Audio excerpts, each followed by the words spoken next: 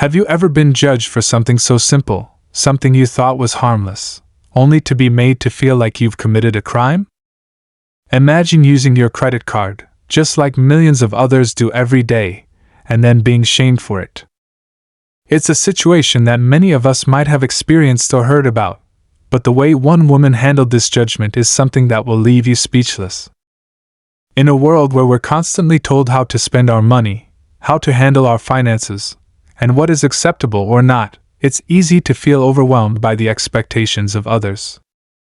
But what happens when a woman stands up to this kind of judgment in the most unexpected way? It all started on a typical afternoon. She went about her business, just like any other day, and made a purchase using her credit card.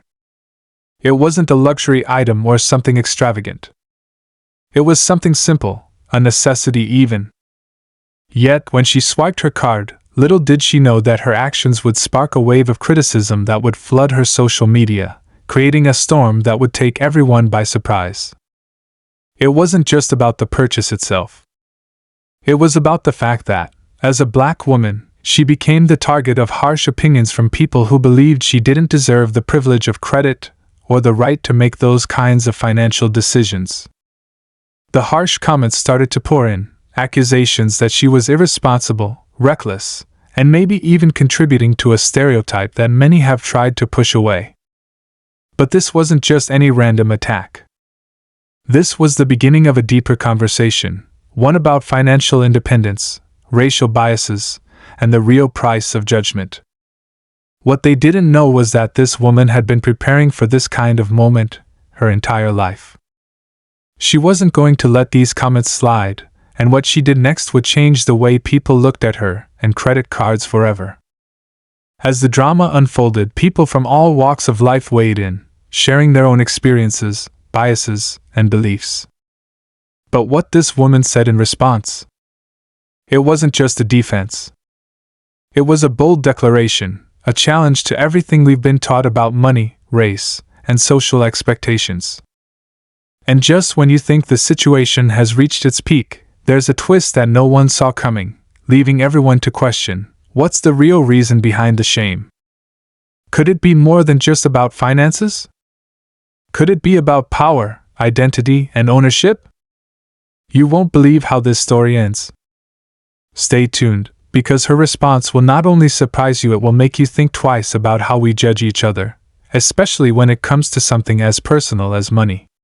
The controversy didn't just fizzle out after a few comments, it snowballed. As the woman's social media posts went viral, more and more people began chiming in, each with their own take on what was happening.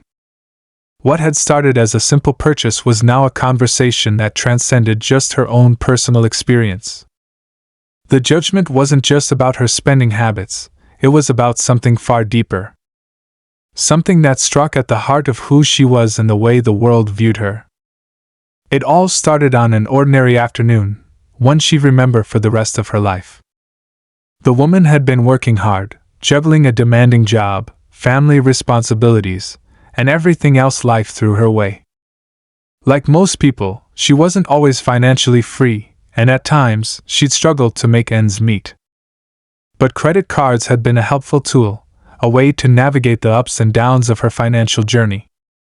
She wasn't careless with her spending, but she understood that having credit meant she had some leeway when it came to emergencies or unexpected expenses. For her, it was a necessary part of managing life's curveballs. This particular day, though, was different. She made a routine purchase, a small online order for things she needed: household supplies, a few groceries. Items that didn't stand out or scream luxury. When the transaction went through, she didn't think twice about it. But within minutes, the notifications on her phone started buzzing. At first, it was just a few. Friends and family members commenting on her post with their own opinions, questioning whether it was really necessary for her to use the credit card for something so minor. "You really don't need that," one comment said. "It's better to pay in cash and avoid the debt trap," another warned. But it didn't stop there. Soon, the critiques turned more personal, more pointed. Strangers joined the conversation, expressing their disdain, making her feel as if she were somehow doing something wrong, something shameful. It wasn't just about whether she should have used the card, it was about who she was using it. The fact that she was a black woman seemed to fuel the fire. Some comments were loaded with assumptions, questioning her worthiness to have a credit card at all, implying that people like her shouldn't be entrusted with such tools of financial power. One comment in particular stood out: "You should be grateful you even have a credit card. People like you are always overspending and ruining your future." It was harsh, it was cruel, but most of all, it made her question the underlying assumptions people had about her. Why was it so easy for people to judge her for something as simple as making a purchase? What had she done to deserve such criticism? These weren't just random attacks, they were part of a much larger pattern of societal pressure, one that revolved around class, race, and the way financial decisions were viewed through a lens of bias. She knew this wasn't just about her. It was about the system, the way it discriminated against people who looked like her, the way it vilified their every move, no matter how small. It's a problem that many black people face, being constantly scrutinized, whether it's for something as personal as how they spend their money or as trivial as their mannerisms or behavior.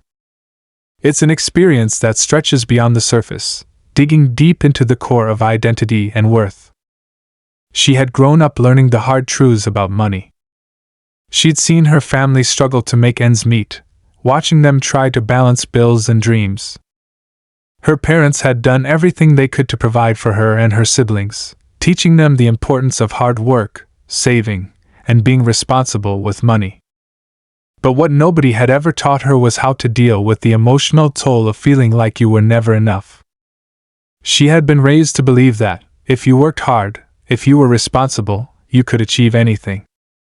And yet, the world constantly found new ways to make her feel as if she had to prove herself, not just through effort but by complying with the unspoken rules set by others. She had always tried to play by the rules, but it felt like no matter how much she did, she was always seen as less than. The more she read the comments, the more the weight of it all became clear. This wasn't about credit cards or money. This was about perception, the perception that black people were somehow irresponsible with their finances, that they were undeserving of the privileges others took for granted. This wasn't just an attack on her, it was an attack on her entire community. And it felt like it was time to push back. But how? How could she fight against something so deeply ingrained in society? This wasn't just a momentary setback, it was a lifelong battle that people like her had been fighting for generations. She couldn't let these comments go unnoticed, but at the same time, she knew that reacting with anger wouldn't be the solution. She wanted to do something that would make people think, challenge the narrative, and shift their perspective. She took a deep breath and began typing. Instead of responding with anger, she decided to take a different approach. She wrote a post that was calm, thoughtful, and most importantly, truthful. She talked about her upbringing, the financial struggles her family had endured, and how she had worked tirelessly to build her own life and career. She shared her belief that financial independence wasn't a privilege reserved for certain people, it was a right for everyone, no matter where they came from or what they looked like. She also touched on the stigma that black people often faced when it came to money and how these biases were harmful, not just to individuals but to society as a whole. But what really made her post stand out was how she addressed the criticisms directly. Instead of shrinking away from the judgment, she embraced it. "Yes, I use my credit card," she wrote. "And yes, I have every right to do so. Not because I'm reckless or irresponsible, but because I've worked hard to earn the trust of institutions who believe I'm worthy of that responsibility. I use my credit card because it's a tool. A tool that helps me manage my life, my goals, and my future." She finished the post with a question that left readers hanging. What's the real reason you're so quick to judge me for using credit? Is it because I'm black? Or is it because, deep down, you can't stand to see me thrive? The response was immediate, with both support and backlash flooding in. Some people were moved by her words, applauding her for taking a stand. Others, however, were even more enraged. The argument was now more than just about a credit card, it was about something much bigger. The comments continued to escalate, and soon, the situation spiraled out of control, taking on a life of its own. This wasn't just a story about a woman fighting back against judgment. This was a story about defying expectations, about reclaiming ownership of her narrative, and about challenging the biases that so often define our lives without our permission. The conversation around race, money, and social expectations was becoming louder, more heated, and more complex by the minute. As the days went on, the story didn't die down. Instead, it became a larger conversation about financial literacy, the ways in which Black people were treated when it came to credit, and the systemic issues that still pervaded society. The woman had unwittingly become a spokesperson for something far more significant than she had ever imagined. She was now at the center of a movement, whether she was ready for it or not. But the real question still loomed: what would she do next? The pressure was mounting, and the stakes had never been higher. How would she respond to the growing scrutiny and attention? Would she back down, or would she take this opportunity to continue fighting for change? One thing was clear: this wasn't over. In fact, it was just the beginning. The woman's post had struck a nerve, but as much as it sparked conversations, it also triggered an unsettling ripple effect. The comments kept pouring in, escalating in volume and intensity. With every new message, every retweet, every shared post, the situation seemed to grow bigger, more out of control. What started as an individual moment of judgment had now become a flashpoint for a much larger debate about race, money, and the societal pressures placed on those who didn't conform to the traditional standards. One particular thread of comments caught her attention. A group of people, mostly well-meaning but lacking understanding, began to offer their advice, telling her to just ignore the haters, as if it were that simple. As if brushing off the weight of years of racial bias could be done with the flick of a wrist. They didn't understand. They hadn't lived through the constant reminders that some people, simply by virtue of their skin color, were scrutinized for every choice they made, whether it was the way they spoke, the way they dressed, or even the way they spent money. The woman could feel the pressure mounting, but what bothered her most was that the debate had shifted from a conversation about personal choice to a larger narrative about racial and financial identity. Some people were quick to say that using credit cards was a form of living beyond one's means, an irresponsible habit that would only lead to more debt, more struggle. Others, however, praised her for being open and transparent about her financial choices, applauding her for resisting the impulse to stay silent in the face of criticism. It was as if the very act of owning a credit card had become a symbolic battleground for deeper issues. But no one seemed to want to acknowledge that maybe, just maybe, her decision wasn't as controversial as they were making it out to be. This wasn't just about her financial decisions anymore, it was about the assumptions people made about Black women. When she saw the thread that questioned whether she was just another reckless spender, it became clear that the conflict was rooted in a much deeper, systemic issue. The judgment wasn't just about her choice to use credit, it was about the idea that people like her didn't deserve access to financial tools like credit cards. That somehow, the narrative around Black people and money was defined by struggle, irresponsibility, and an inability to rise above. And every time she responded, every time she tried to explain her position, it felt like the conversation only deepened the divide.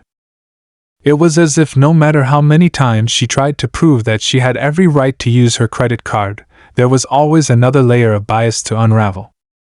And yet, despite all the noise, something unexpected began to happen. Her story resonated with others. Slowly, the messages of support began to outnumber the criticisms.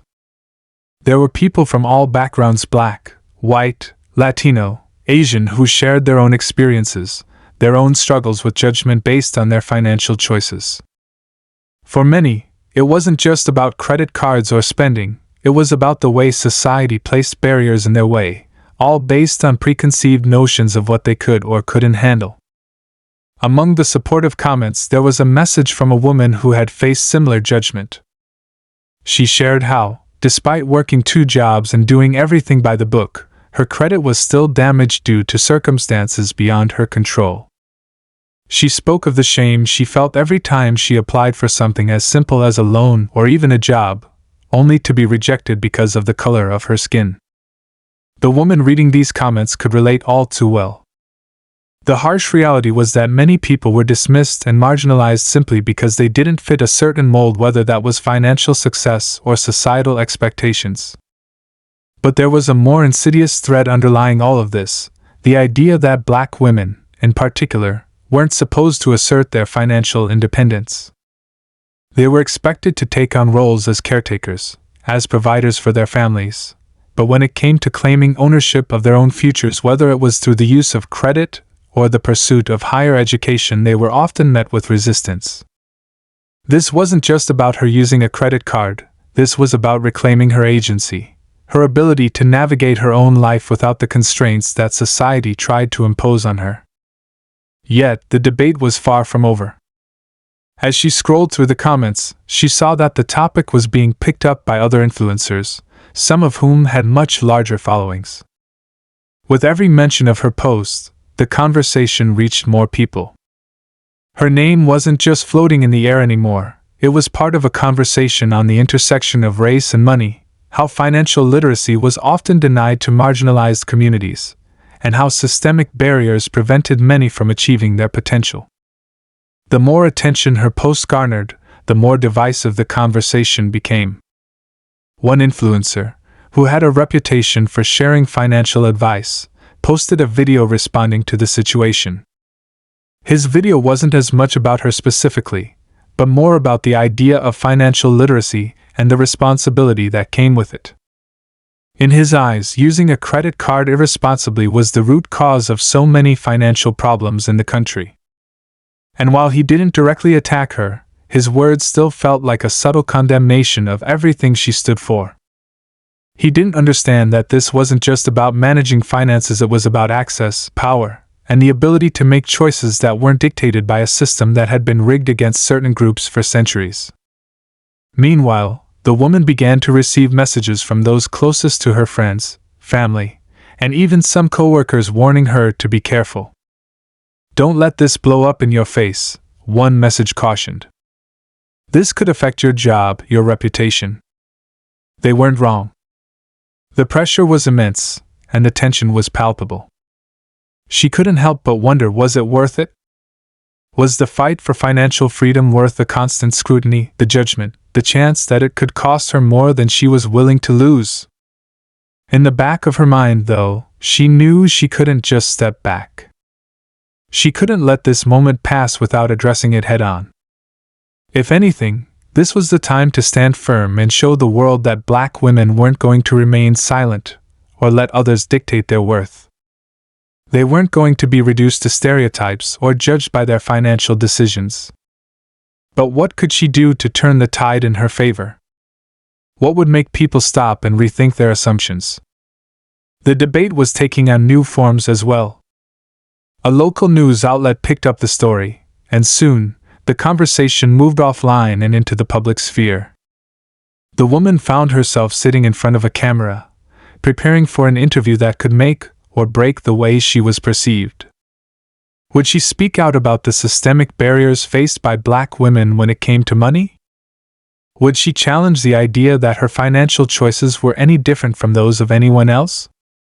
Or would she play it safe, avoid confrontation, and try to keep her personal life separate from the growing public scrutiny? Her mind was swirling with thoughts. The stakes had grown higher than she could have ever anticipated.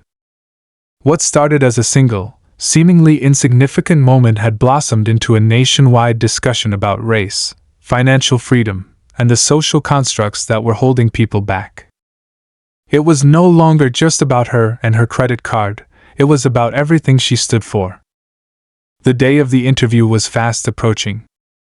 She sat in front of her mirror, staring at her reflection.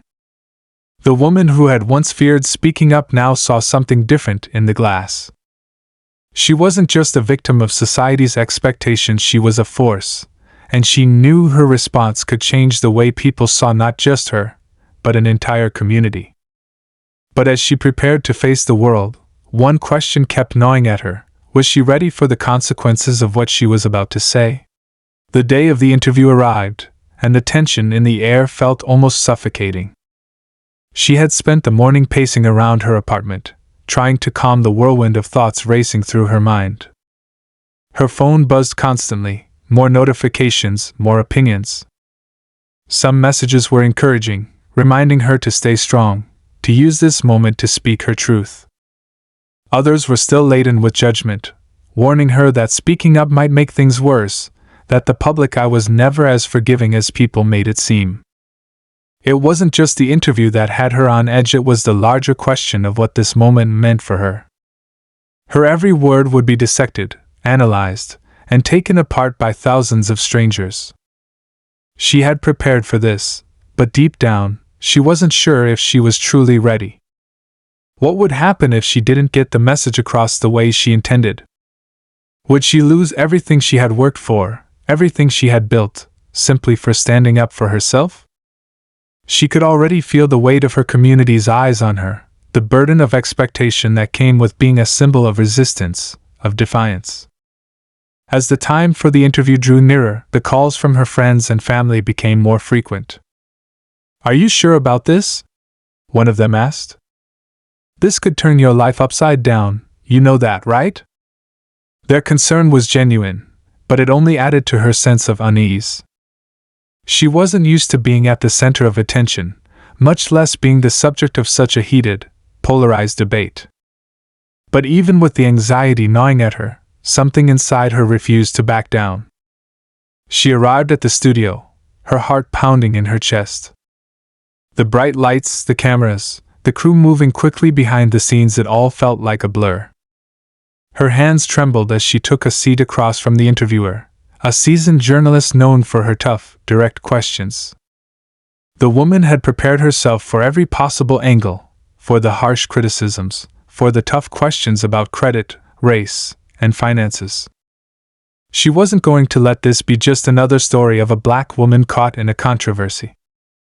This was her moment to speak not only for herself but for countless others who had been silenced by the same biases, the same financial struggles, the same judgments.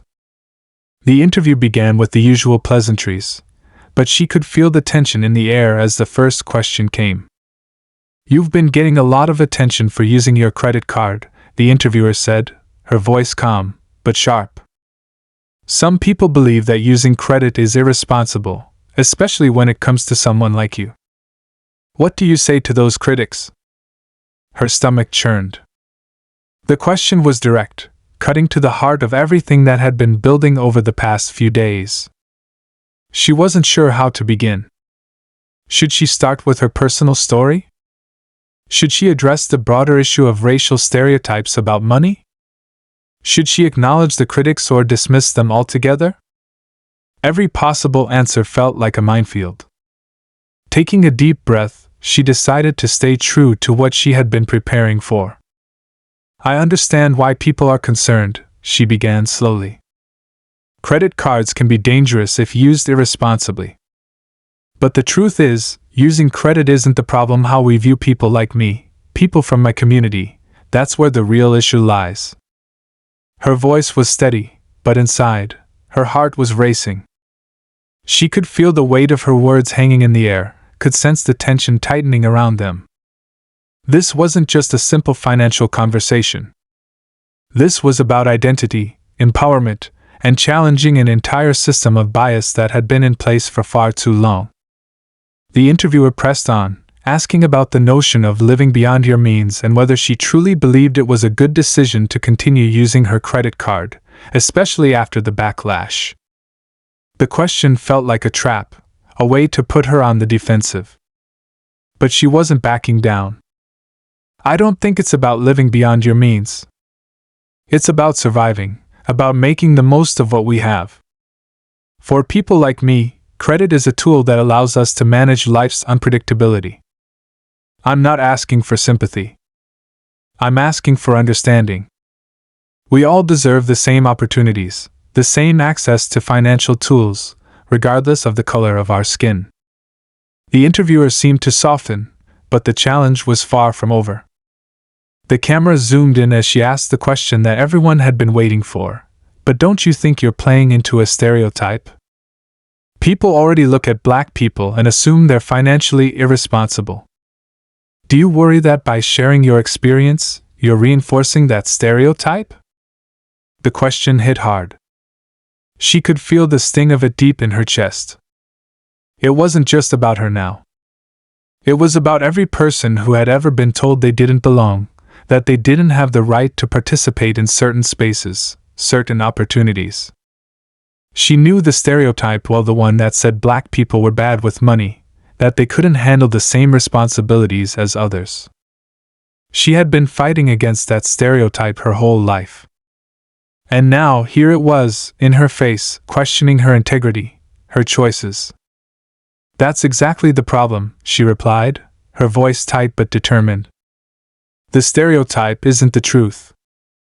The truth is, we're just as capable, just as deserving, as anyone else. We've been conditioned to think we're not worthy of financial independence, that we're somehow less responsible or less capable of making smart choices. But that's not the reality. The reality is, we're fighting every day to break through those barriers, to show that we belong in every space. Even in spaces that involve credit, money, and financial freedom. The tension in the room was palpable. She could feel the weight of every word, the eyes of millions of people who would be watching this interview, waiting for her to crack, to give in. The interviewer didn't let up. But what about the critics? What about the people who say that you're just using your race as an excuse for irresponsible behavior? The woman's eyes narrowed. This was the hardest question yet, the one that threatened to strip her of everything she had worked for, everything she had built. Was she truly going to let the narrative slip away from her? Or was this the moment to fully confront the truth, to say what she had always known deep down, that this wasn't just about credit cards or finances? It was about reclaiming her power, her voice, and her right to live without apology. Her heart beat faster, but she held her ground. I'm not using my race as an excuse. I'm using it as a reason to fight back against the biases, the assumptions, the limitations that people like me are constantly faced with. I won't let anyone tell me what I can or cannot do because of my race. And I won't let them define who I am or what I'm capable of. I'm here to show that we don't have to fit into the box society tries to put us in. We can break out, we can thrive, and we can use every tool available to us to do so. The words hung in the air, the intensity rising with every passing second. She could feel the magnitude of what she had just said. The cameras captured every emotion, every shift in her expression. This was the turning point, the moment when everything could change. But the interview wasn't over yet. There was more to come, more questions, more challenges. And with every moment, the stakes grew higher. Would this be the moment she lost it all, or would she emerge stronger than ever? The silence that followed her answer was deafening, the world holding its breath, waiting for what would come next. As the camera lingered on her face, the room seemed to hold its breath. The tension was electric, crackling in the space between the woman and the interviewer. She could feel the weight of her words, the significance of the moment pressing down on her shoulders. She had said what she needed to say, but something was off. There was an unsettling feeling that gnawed at her, the feeling that this wasn't just about what was being said, but about what was being hidden, what was still left to be uncovered. Just as she thought the interview might wind down, the interviewer leaned in, her tone shifting ever so slightly. "We've seen your statements, your responses to the critics," she said, her voice suddenly softer, more insistent. "But there's something I haven't heard you talk about yet. Something that could change the way we all view this situation. Your financial history, your credit report, there have been rumors about it. Some are saying it's not as clean as you've led people to believe." The words hit her like a cold slap. Her stomach dropped. She had braced for the questions about race, about financial decisions, but this? This was a new level of exposure. The interviewer's voice continued, almost like a whisper now, but sharp, intent on making the revelation sting. There are reports that suggest you've faced significant financial setbacks in the past. Issues with debt, missed payments, even collections. Would you care to address that? Her heart raced, her breath catching in her throat. This wasn't part of the story she had prepared for. The narrative she had built was one of empowerment, of overcoming adversity. But now, with those words hanging in the air, it felt like everything she had fought for was about to crumble in an instant. The financial setbacks, those were real. She hadn't hidden them, but she hadn't exactly shared them with the world either. They were part of her past, mistakes she had worked tirelessly to correct, obstacles she had overcome. But in this moment, those imperfections were being used against her, twisted into something that could destroy her credibility. The interviewer's eyes were cold, waiting for her to respond. The camera zoomed in on her, catching every flicker of emotion that passed across her face. She could feel the weight of the world on her now. This wasn't just a conversation about a credit card, it was a full-on attack on her character, her choices, and everything she had worked so hard to rebuild. She wasn't just fighting to defend her financial decisions anymore. She was fighting to protect her identity, her reputation, everything that had made her who she was. For a moment, she thought about walking away from the interview, about cutting the cameras, shutting it all down. But she knew that wasn't an option. If she walked away now, she would be handing them the victory. She would be admitting guilt before the story had even unfolded. Instead, she forced herself to take a deep breath, to steady herself. She couldn't let this derail her, not now. Not when she was so close to turning the narrative around. Her voice, when it came, was steady, but the vulnerability beneath it was undeniable. Yes, I've had financial struggles in the past. Yes, there were mistakes. But I'm not ashamed of those mistakes. I've worked hard to fix them, to learn from them, and to grow. That's what we should be focusing on, not the past, but how we handle the present and move forward into the future. But the interviewer wasn't satisfied. She pressed further, her voice now taking on a more accusatory tone. But isn't this just the kind of thing that proves the critics right? Isn't this the kind of behavior that people say black women like you should be cautious about? It doesn't seem like you're taking responsibility for the impact of your choices. How can you ask others to follow your example if your own financial situation is so complicated? The room seemed to tilt under her, the walls closing in. She could feel the heat of the lights, the pressure of the interview, the weight of the world watching her. It was as though every question now had a double meaning, each one pulling at the very core of her struggle. Could she really defend herself in this moment? Could she prove to the world that her worth wasn't tied to a perfect credit score or a flawless financial history? But then, just when it seemed like everything was about to implode, a new voice cut through the tension, a voice that neither she nor the interviewer had anticipated. The studio door opened, and a man walked in, his presence cutting through the atmosphere like a sudden gust of wind. It wasn't someone from the crew or the production team. No, this man was different. He wasn't part of the narrative that had been set up for the interview. And yet, here he was, standing in the middle of the room, as if he had been waiting for the exact moment to make his appearance. The interviewer's expression shifted, her surprise evident as she turned toward him. "Excuse me, sir, you can't just..." But before she could finish her sentence, the man spoke, his voice calm, yet undeniably forceful. "I think we need to take a step back and rethink this entire conversation." The woman in the chair froze, her heart skipping a beat. The man's words hung in the air like a challenge. Who was he, and why was he interrupting now, of all times? What did he know about her story that could change the trajectory of this interview? The tension in the room ratcheted up to another level. The man turned to her, his gaze locking with hers, and for a moment, everything else seemed to fade into the background. "You don't need to explain your financial history to anyone," he said, his voice carrying a quiet but powerful authority.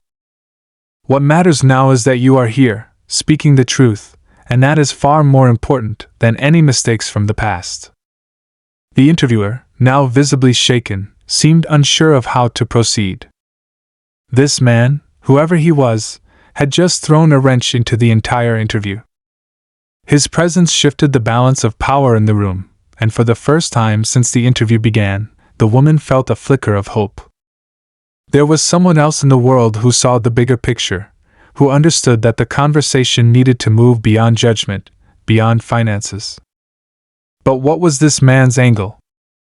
Was he here to help her, or was he here to further complicate everything? The man stepped forward, his eyes never leaving hers.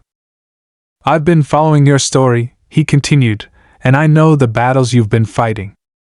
I know the financial struggles you've faced, but I also know the resilience you've shown in overcoming them. And that's what should define you, not the mistakes of the past." But before she could respond, he turned to the interviewer, his voice now sharper. "And for the record," he said, his words punctuated with a force that made the interviewer pause, "you owe her an apology for implying that her worth is tied to a credit report." The room went silent, every second stretching into eternity. This sudden twist, this unexpected ally had thrown everything into disarray. Who was this man? What was his connection to her story, and what did he know that no one else did? The stakes had been raised again, and now, the woman was facing a new conflict, one that threatened to unravel everything she had just fought for. But what was the truth behind this man's sudden appearance? Was he here to help her, or was there something more beneath the surface? The studio was frozen in the wake of the man's interruption. The woman, still reeling from the barrage of questions, felt an unexpected sense of relief wash over her. But even as the momentary tension shifted in her favor, doubt crept back in. Who was this man? What did he mean by "I've been following your story"? And why had he suddenly shown up now, when everything seemed to be unraveling? The interviewer, initially taken aback, recovered quickly, her professional composure returning with an almost audible click. She cleared her throat and addressed the man. "I'm sorry, but this is an interview, and we've set the framework for this conversation. If you have something important to add, you can speak through the proper channels." But the man wasn't fazed by her sharp tone. He turned toward the camera, his eyes scanning the room, and in that moment, the audience could feel a shift. It was as though he had an unspoken understanding of the woman's struggle, a connection that no one else in that room could see. He spoke slowly but with purpose. "I know what this woman has been through, and I know how the world has tried to define her based on her financial history. But I'm here to say that her worth isn't measured by a credit score, and it never should be. She's been through more than most people will ever understand. And today, she's speaking up for herself in a way that I hope will inspire others." The interviewer, her expression now a mix of surprise and uncertainty, glanced back at the woman, who was still processing the man's sudden appearance. "Who are you?" she asked, her voice hesitant. "Why do you think you can interrupt this interview and speak on her behalf?" The man's response was calm, almost methodical. "I'm not speaking for her. I'm speaking with her." He paused, looking directly into the camera. "I'm someone who's seen the financial system from the inside. I know how it marginalizes people, especially people from communities like hers. But I also know that the system doesn't define us. We define ourselves." The woman, her heart still racing, sat back in her chair. She had expected to face judgment from the media, from critics, even from her own community. But this was something different. This was an unexpected ally, someone who understood, someone who wasn't asking her to apologize for her past mistakes. And as the realization sank in, she felt a flicker of hope, a small spark that maybe, just maybe, this moment could turn into something bigger than just an interview. This could be a turning point, not just for her, but for all those who had been facing similar challenges. The interviewer seemed to sense the shift in the air, but she was unwilling to let go of control. "You've made your point," she said coolly, "but let's get back to the issue at hand. We were talking about the way this woman has chosen to handle her finances, and the impact of those decisions. Let's stay focused on that." The man shook his head. "No, let's talk about what really matters." He turned to the woman, his voice softer now, but no less firm. "You've been told your whole life that your value is tied to how you manage your credit, your finances, your decisions. But you've done something no one expected. You've kept moving forward. And that's what matters. Your story is about resilience, not about a credit score or a report from a bank." For the first time in the interview, the woman felt something she hadn't allowed herself to feel before: validation. It wasn't just about defending herself against the accusations or the critiques anymore. It was about claiming her own narrative, her own right to live freely without apology. She looked at the interviewer, who was still processing the man's words, and then back at the camera. "I used my credit card, yes," she said, her voice steady, but empowered. "I used it to build the life I have today. Was it easy? No. But it's my decision, my choice. And I refuse to let anyone tell me that I'm less than because of it. I've worked hard to get where I am, and I will continue to fight for what I deserve." The interviewer, for the first time, seemed uncertain of her next question. The usual sharpness in her tone had softened. She nodded slightly, but the words seemed to escape her for a moment. "Well, there you have it," she said slowly, almost as if conceding the point. "A story of resilience, of defiance. But what about the critics? What about those who still think your choices were irresponsible?" The woman smiled, not with defiance, but with the quiet confidence of someone who knew the answer. "The critics are entitled to their opinion, but they don't define me. They don't define anyone. The truth is, we are all navigating a system that doesn't always make room for us. But we make our own space. And that's what I want people to understand. It's not about being perfect, it's about moving forward, no matter what." The tension in the room began to shift, as if the weight of the conversation had finally been released. The interviewer gave a small nod, almost as if acknowledging that the woman's words had, in fact, put things into perspective. The man, who had been standing off to the side, stepped forward again. "The real question here isn't about credit cards or financial mistakes. It's about why we judge people based on their financial status. Why do we let a score, a number, define someone's worth? We all make mistakes. We all struggle. But that doesn't mean we're failures." The room fell silent, and for a moment there was a sense of calm. The weight of the earlier tension had shifted. The focus had moved away from judgment and blame, and toward understanding, toward the bigger picture. The woman sat back in her chair, feeling a sense of peace settle over her. She had been heard. She had made her point. But as the interview wrapped up, and the cameras began to power down, the man turned toward her once more, his voice low but serious. "This is just the beginning," he said. "The world needs to hear more stories like yours.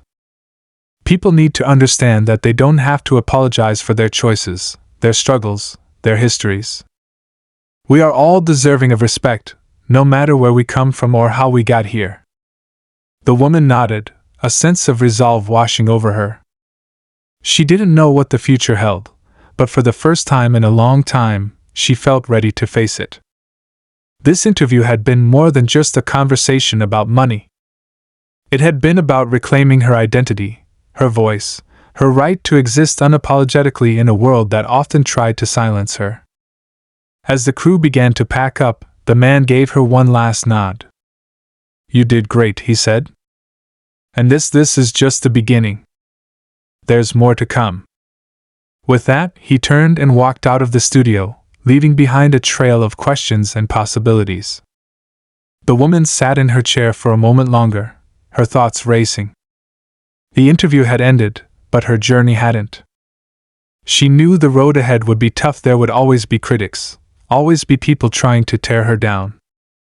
But there was something inside her now that hadn't been there before. Something stronger, something unbreakable. She wasn't just fighting for herself anymore.